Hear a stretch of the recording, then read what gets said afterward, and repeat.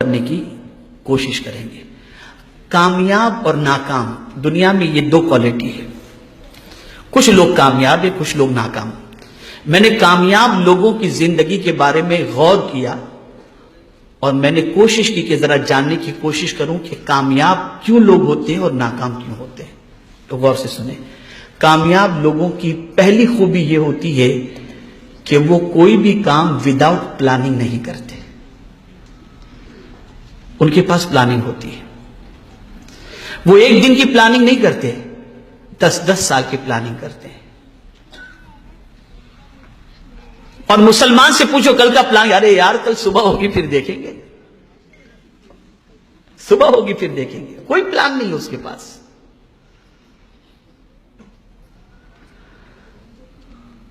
آپ نے کبھی کسی ڈاکٹر کو دیکھا ہوگا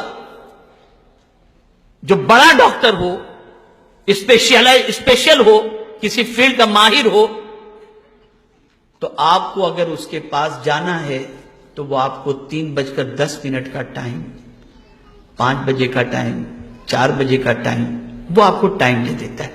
اس کے پاس پلاننگ ہوتی ہے، 1 ہفتے کے بعد آپ کو اپوائنٹمنٹ ملے گا، 2 ہفتے کے بعد آپ کو اپوائنٹمنٹ ملے گا۔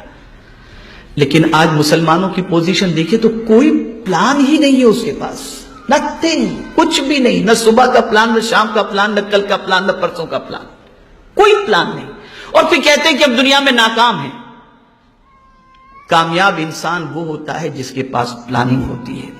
تو اگر آپ دنیا میں کامیاب ہونا چاہتے ہیں تو آپ اپنے بیڈ روم کے اندر آپ باقاعدہ ایک چارٹ بنا کر کے آویزاں کر لیں کہ مجھے اتنے بجے اٹھنا ہے، اتنے بجے ادھر جانا ہے، اتنے بجے ادھر جانا ہے، اتنے بجے ادھر جانا ہے۔ میں خود میری آفس کے اندر، میری آفس کے ساتھی سے میں نے کہا کہ میری آفس کے اندر آپ اس دیوار کے اوپر ایک بورڈ لگا دو کہ وقت کی قدر کریں۔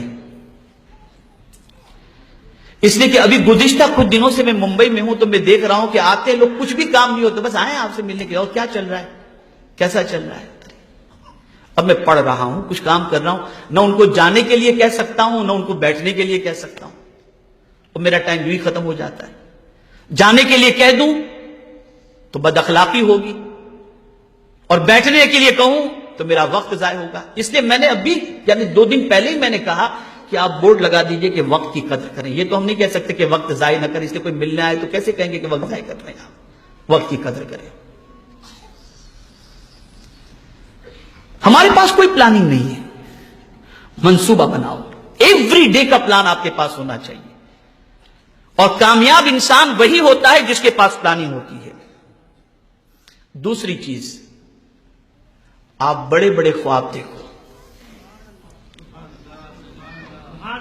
اس لیے کہ آپ بڑے خواب دیکھیں گے نا تو اس کو پورا کرنے کے لیے زیادہ محنت بھی کریں گے۔ لیکن آپ کے خواب ہی چھوٹے ہیں کہ کل آٹو رکشہ خرید لیں گے ہم، فیکٹری کا خواب ہی نہیں ہے آپ کے پاس۔ بڑے خواب دیکھو، اور جب بڑے خواب دیکھیں گے تو اس کی تکمیل کے لیے محنت کریں گے آپ۔ ہر کامیاب انسان کے پیچھے آپ دیکھیں بڑا خواب، میں زندگی میں یہ بنوں گا، پھر آدمی اس پر لگ جاتا ہے، محنت کرتا ہے، پھر اس نتیجے پر پہنچتا ہے۔ تیسری چیز، کبھی بھی رسپانسبلٹی سے بھاگے نہیں آپ، رسپانسبلٹی کو قبول کریں، ذمہ داری کو قبول کریں آپ۔ اور ذمہ داری وہ قبول نہیں کرتا جو بالکل کاہل ہوتا ہے، جسے کچھ کر گزرنے کا جذبہ نہیں ہوتا، اور ذمہ داری وہ قبول کرتا ہے جس کے اندر کچھ کر گزرنے کا جذبہ ہوتا ہے۔ ایک اور چیز، دوسروں سے سیکھتے رہیں، کچھ نہ کچھ سیکھتے رہیں دوسروں سے۔ دنیا میں کوئی بھی واقعہ آپ کے سامنے آئے، اس سے کچھ سبق سیکھیں، عبرت حاصل کریں۔ فَاعْتَبِرُوا يَا أُولِي الْأَبْصَارِ، یہ قرآن کا فرمان ہے، عبرت حاصل کرو۔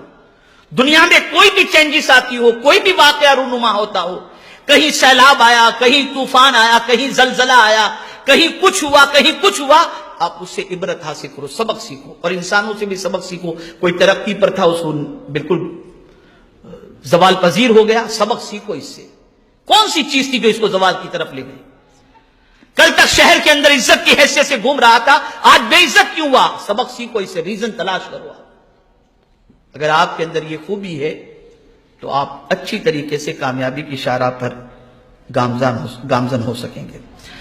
اور ایک خاص چیز، ناکامی سے کبھی نہ گھبرائیں۔